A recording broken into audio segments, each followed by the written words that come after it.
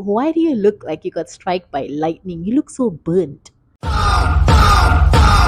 Hey guys, it's Jermaine and welcome to my channel. If this is your first time on my channel, I just want to say welcome. My name is Jermaine. I make weight loss, self-improvement and lifestyle videos on here, and sometimes I sprinkle a little story time, or at least I just started doing that lately. And if you're returning to my channel, I just want to say welcome back. Thank you for clicking on this video. Today I'm going to be doing not really a story time. It's going to be more of me sharing with you guys my experience living in Malaysia, having been born and raised here in Malaysia, being half black, and what that's like. So if you didn't see my previous video, I shared with you guys how my dad and my mom were match made through a cult.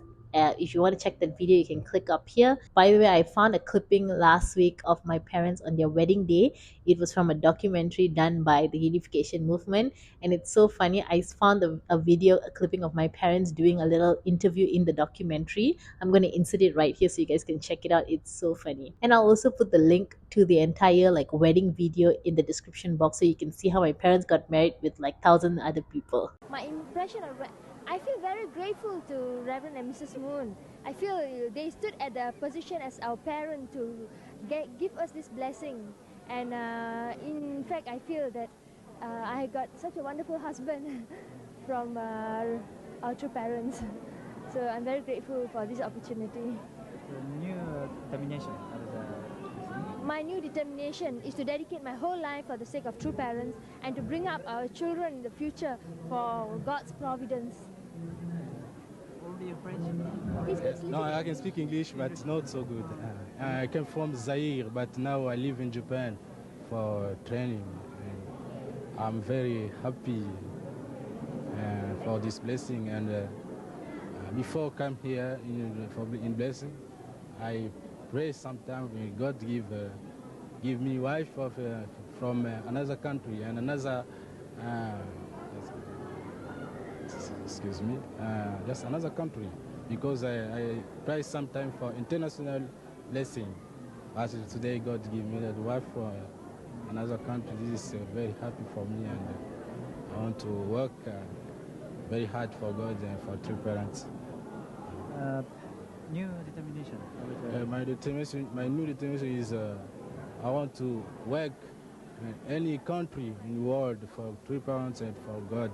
This time, because my new life now is not for only me, and for everybody, for God and for true parents. Thank you. Thank you very much. So now that you know how I was made, I want to share with you guys about my life growing up in Malaysia as an African Indian person. So I'm half Congolese and half Indian, Malaysian Indian. My mom is Indian from Malaysia. She's born here, raised here. She's 100% Malaysian. And my dad is Congolese from Democratic Republic of Congo. After my parents got married, they lived here in Malaysia. And I made a video sometime back, a few years back, where I shared with you guys my experience growing up as a Malaysian in Malaysia. But I feel like that video need to be updated, because I feel like there's some stuff that I didn't include in that video and some experiences that I didn't get to go so in depth with in that video, and I really wanted to do that here today. By the way, if you guys are like, what am I holding in my hand? This is a petite little microphone. I bought a mic because I got some feedback that my videos are very echoey and noisy in the background, and so someone suggested that I get a mic, and so I got a mic. But when I pin it on my shirt, the sound is not good enough, and so that's why I'm holding it in my hand. If this is so distracting, please let me know in the comments, then hopefully maybe I'll invest in a better mic. But for now, this will work, something better than nothing. And also, if you notice my finger is a little black, it's because I had to vote at my state election on Saturday, and we had to dip our finger in black or dark blue ink, so my finger's a little black. I hope none of these things are distracting you from watching this video. Now, I told you guys that my parents got married in the 80s. I shared with you a long story on why they got married in the 80s, but they only started family much later. They started family years later. I don't want to spoil it. If you want to know why all of that, go and watch that video. Okay, but my parents only started family in the 90s. So I was born in 1993. When I was born into this country of Malaysia, if you don't know where Malaysia is in Asia. It's a very tiny, petite little country. In Malaysia, there is three main race. That is Indian, Chinese, and Malay. Malay being like the number one race, and we have like special like rights and stuff like that for Malay born people in Malaysia. And then Indians and Chinese are the minority in this country. So having been born in Malaysia as an African and Indian, you're not just a minority, but now you're a minority of a minority. I wouldn't really notice that if my life, everything was just very normal and straightforward. I wouldn't really notice that being a minority of a minority is a thing or a big deal. So in the 90s, there were not many Africans in Malaysia. There were very few Africans, even more few African Indians or African Chinese or any kid that is mixed with an African blood. Very few. Every school that I went to, I was the only one. We moved a lot when I was young. Every state that I went to, I was the only one in my school who was African and Indian or even African. So when I was a little girl below the age of 6, I never really looked at being African Indian to be a bad thing. In fact, I thought it was like a perk because my parents hyped up being African Indian. My dad would always tell me, you are Afro Indian, you're Afro Indian, and you know you're special and you're mixed, and that's a very special thing to be mixed. And I was like so proud about being mixed. I remember introducing myself to people being like, hi, my name is Jermaine and I'm Afro Indian. Like I was so proud of being Afro Indian, okay? And I never really thought that, although I was like proud, I knew that I was different. I knew that I looked different because whenever we would go to like restaurants and things like that, people would ask my parents if they could touch my hair, or people would just simply touch my hair as they walk by and stuff like that. I know that's very offensive in like America and stuff like that, but over here people just do that, and I don't think it's anything that's very offensive. If you ask permission, I think it's fine. It's okay if you ask permission. But it's also okay if I say no, please don't. So I never really thought that I was like weird or anything like that until I went to primary school. So when I went to primary school, which is government school in Malaysia, the main language in government schools are Bahasa. Okay, Malaysia, our national language is Bahasa. So when I was in school, I didn't really think too much about my race extending out and stuff. Like I told you, my parents like really built me up and thought like being Afro Indian is like an amazing thing. So when I went to school, I started getting teased by kids for my hair and the way I look. And I didn't get it because I was like, during primary school, no one do that. I don't remember kindergarten kids ever teasing anyone. I never had kids tease me before ever in my life until I was 7 years old and went to primary one. And so as it is, I don't speak Bahasa. Indian kids always speak Tamil here in Malaysia. I didn't speak Tamil. Chinese kids are always speaking Mandarin. I didn't speak Mandarin, and I didn't speak Bahasa. I only spoke English. So when I went to school, I didn't really have like any group to hang out with, or I didn't really fit into any group basically. I was like the odd one out. And what's funny is that I would get teased really badly from Indian kids for having like the kind of hair that I did. They would always call me negro, negro. And what's funny is that the ones that were like calling me negro or monkey or whatever were not just kids. They were teachers as well and adults. There were adults doing this as well. That made me feel so, but they were not calling, but teachers were not calling me like saying it straight to my face, but they were saying it among themselves. And that made me very, very insecure. And when I was growing up, we didn't really have like Disney or anything like that. We just had Malaysian TV. So sometimes Malaysian TV would play like international shows. That's how I grew up watching like Nickelodeon cartoons or Disney stuff or whatever. But it was not much. Most of the time you were watching Malaysian stuff, okay? And besides the girl in Barney, the black girl in Barney, there was no reference for me to see anybody on TV that looked like me either. I never really felt like I looked like, I don't know how to explain to you. It's not that I thought I looked ugly, it's just that I didn't really know like what am I or where do I fit in society. And on top of that, because I am black, when I was young I was not overweight, but I was broader and taller than most kids. So even during the time that I had like eating problems and stuff, when I was very young and I was like just ripped, but I was very tall and I was very broad shouldered. So I had always been much bigger than other kids. And just all of that together, it just made me feel very like I didn't fit in anywhere. So I didn't have friends when I was in primary one. And then after that, my dad had also left. So it was just my mom and I and my sister. And we moved around a lot. So I was placed in an orphanage home two separate times in my life. And it wasn't because my mom didn't want me, it was because she was a single mom and she really didn't, she wanted to make sure that my sister and I got an education and we went to school, but she didn't really have like a place to stay or anything like that could really protect and take care of my sister and I. So she put us in a home, but it was very temporarily. She always had a plan that she was going to take us out, and she did. So I never stayed in an orphanage home for more than 2 years at a time. So both times that I stayed in an orphanage home, they would cut all our hair. So we had like extremely short hair, okay? And when your hair is like curly like mine, I feel like my hair has evolved a bit as I grew up. I think it's just the way I care for it and stuff that now the curls are a bit more like softer and bouncier like this. But when I was younger, it was like very type 4C curly hair.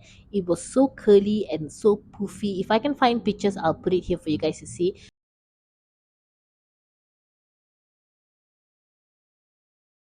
But like it was so poofy and so big that like when it's very short, it just looks like grass. Like you cannot really do anything with it. Okay, and it's the kind of hair that dust with. It's the kind of hair that dust would stick on it. I mean, if you're black and you're watching this video, you know what I'm saying. Yeah, so I never felt like I was beautiful. I never really like had anyone to see, and I never really saw anyone that looked like me or that had hair like me and felt like, like, oh yeah, I look like that. Like, I look beautiful. Even like during my teen years and stuff, other kids like had boyfriends and stuff. Even girls who were like curvy and big size had boyfriends and stuff. I was never anyone's cup of tea. So it just really made all of that just added and made me feel like, oh my gosh, I'm just so ugly and weird. So here's where I find it really funny when Americans or even Westerners say that they don't have representation. There's no representation in TV, no representation in sports and music, no representation everywhere. I find it so funny because as soon as I had access to like the internet, all I ever saw was representation. And as somebody who is Malaysian, I did not look like my Malaysian friends or Malaysian people. I was looking to everything that Hollywood and everything that Western culture had to offer me. And there was a lot of black people everywhere. Growing up in Malaysia, you will never see someone my skin color on TV. Like it's not a thing. I remember like there was only one show, there was only one actress in Malaysia who was Indian and she was dark skinned and she was famous. And if you ask any Malaysian person, can you name an Indian actress who's like dark skinned? They'd all say the same person. Her name was Kanjana Devi. Kanjana Devi was the only person who was dark skinned Indian woman who you saw on TV and like who was like representing Indian community.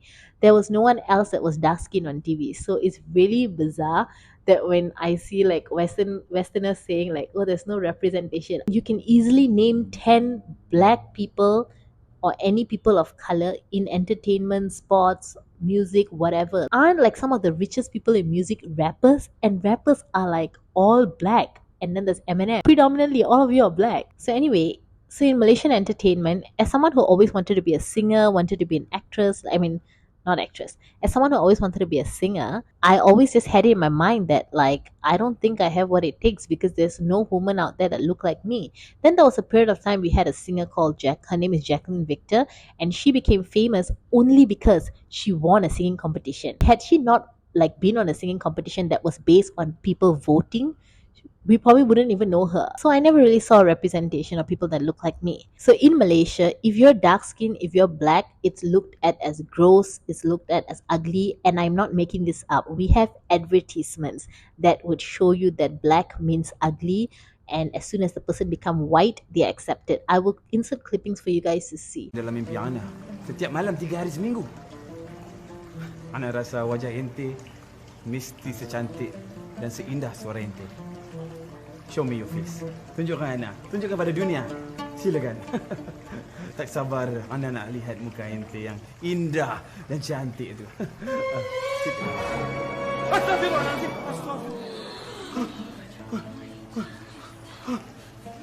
Tak ada lighting kah? Ini hitam. Hat. We have basically in Asian culture in general, white, light skin means beautiful, dark means ugly, disgusting. We don't want any part of that. The same goes for hair. Straight hair means beautiful. Curly hair means you need to get the right shampoo to fix that problem. Everyone is promoting hair straightening, everyone is promoting skin lightening. That's what this country is all about. So it doesn't help when you have, and also on top of that, don't forget you gotta be small size because in Asian culture, there's no such thing as big size. So you take all of that and you put it into one person. Girls, big size, I have big hair, I am dark skinned, like literally everything that you could take and put like all the opposite to what is accepted as beautiful. I'm all of the opposite. That really doesn't help your confidence, okay? So there's this boy in my school that I had a massive crush on when I was like 14 or 15 around there. And one day he came up to me and he was like, Chumin, oh no, they call me Mary back then in school because my first name is Mary, in case you guys didn't know. He was like, Mary, what in Bahasa, okay, but I'm translating. He was like, why do you look like you got struck by lightning? You look so burnt. These are the kind of things people say to you. And he was my crush. And I really liked him. And he said that to me. I even had like one of my classmates, he's a really good friend of mine. And I feel like he probably said this out of like, I'm just being like genuine, but it was just really painful. He said to me that, if you were light skinned, you'd be so much more prettier. I can't fix my skin, bruh. I can't do that. So why are you telling me something that I cannot fix? Like, what do you want me to do now? So are you trying to tell me that, like, I'm so sorry, you're just doomed for ugliness for the rest of your life because you black. I was 15 years old when Rihanna's song Umbrella became famous. And this was also the time when I had internet in the house so I could watch like music videos and stuff. And that was when I went on the rabbit hole of like all these pop stars and celebrities who look like me, who had my skin color. I mean, I always knew Beyonce existed, but then like that's just one person. TV, like television, visual looking at people on TV, I didn't really have that when I was younger, unless I went to like my friend's house and they had like Disney or whatever on TV, okay? But by then it was like too late. I needed those representation when I was a child.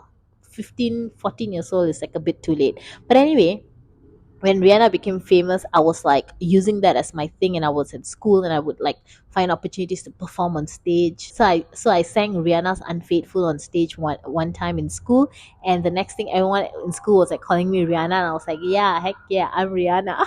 But yeah, I really thank I really thank like Western American TV for like helping me see myself in all of these people because I genuinely thought I was ugly. I didn't know how to put myself together. I just didn't even know what is beautiful to me because I did not look like anyone that I was seeing on my TV. I did not look like any of my friends. I had church friends who were like Indian and all, and they were all like beautiful. They had like this long, luscious hair and stuff like that. And I just didn't know what to do with myself. I didn't know what to do with my hair. So as soon as I was 16 or 17 years old, from the time I was a kid, all I did was beg my mom to straighten my hair, but she never did. And she always said the chemicals will ruin your hair, da da da. So as soon as I was like 16 or 17 years old, my biggest goal in life was to straighten my hair. And I was straightening my hair and having it like chemically straightened every 6 months for a long time, for many, many years. I was straightening my hair from the time I was at 16 and 2000, I was 16 in 2009. So I was straightening my hair from 2009 to 2013 at least twice a year.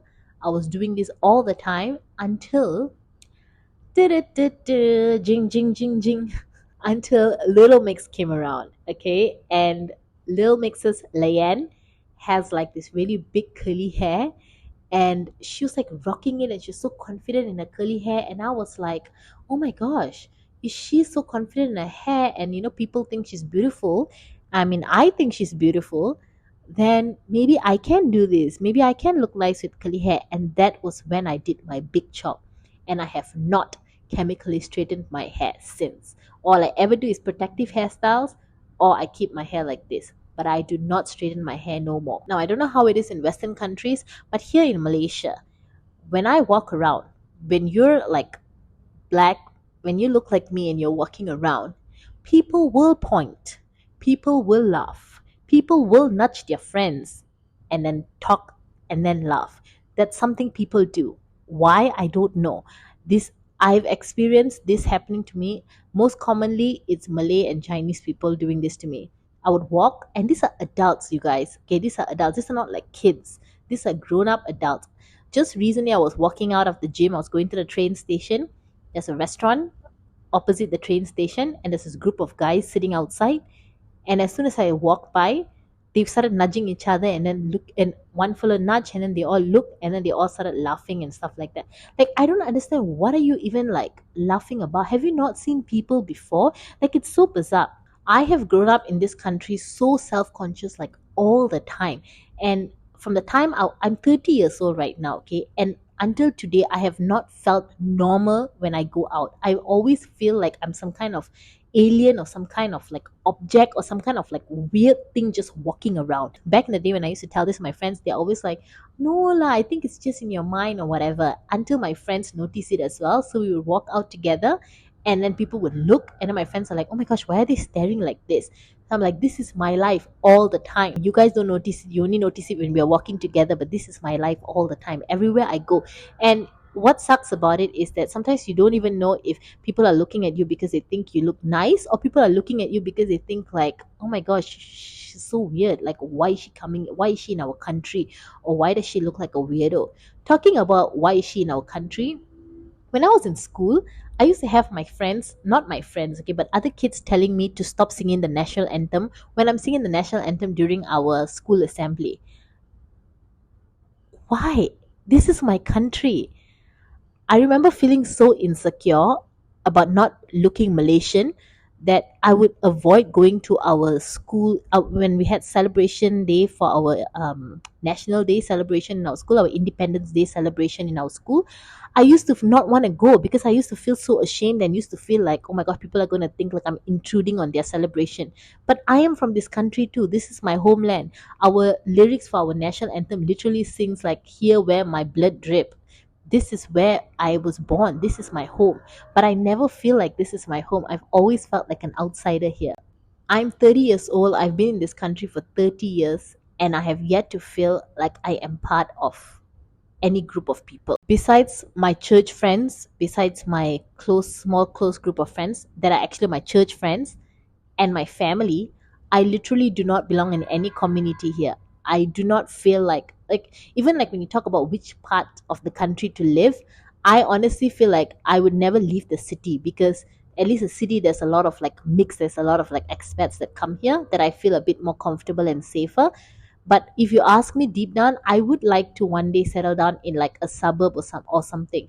But I don't feel like I would fit into any suburb, because I don't fit into the Indian community, I don't fit into the Chinese community, and I don't fit into the Malay community. So where am I? What am I? My sister is currently living in Australia, and I asked her like, what is it like over there? Are people like racist towards you and stuff? Because right now all you ever hear is about like racism and things like that. So I asked my sister, what is it like in Australia? Are people like racist towards you? Are they mean towards you? And she has not experienced a single racist person. When I hear black people in Western countries complaining about racism, complaining about how like they're not represented and stuff like that, try being black in Malaysia. I'm just saying.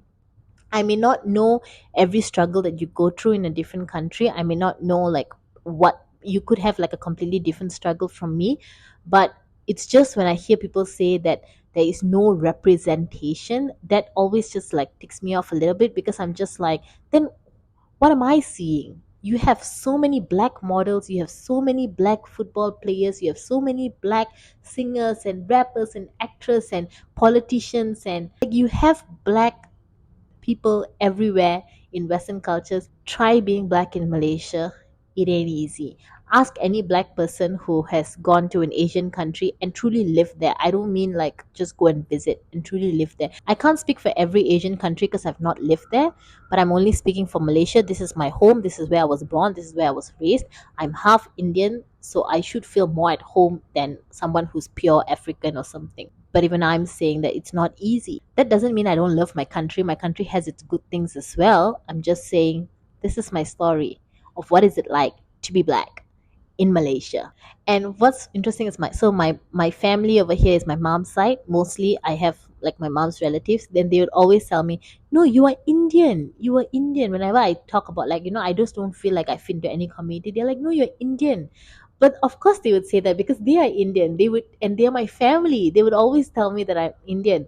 But then tell that to all the people out there as well, please, that I'm Indian, because like I don't feel like they're accepting me and I don't know why. A little funny story is that so whenever I go out, I get stopped by the police all the time, which is why I panic if I don't carry my IC, my identification card. I get very scared. So also it's a crime to not carry it around. You have to bring it everywhere you go. But whenever I get stopped by the police, I get so scared. There was one time my friend was driving and I was sitting in the car with her and her road tax had expired and the police had stopped us because they thought I was a foreigner, and then I showed him my IC and everything was fine, and then he noticed her road tax. So if it wasn't for me and they didn't stop us because of me, they would have let us go and they would not have noticed her road tax. So that happened. This is my story of what it's like to be black in Malaysia. If you're watching my video and you're black and you're living in Malaysia, please let me know what your experience is like and if you agree with the things I'm saying in this video. Anyway, I hope you guys liked this video. If you liked it, don't forget to give this video a thumbs up and subscribe to my channel. Hit that notification bell because I upload videos at least once a week. I love to have you in my little community that I've created here. So that's it guys. I'll see you in my next video.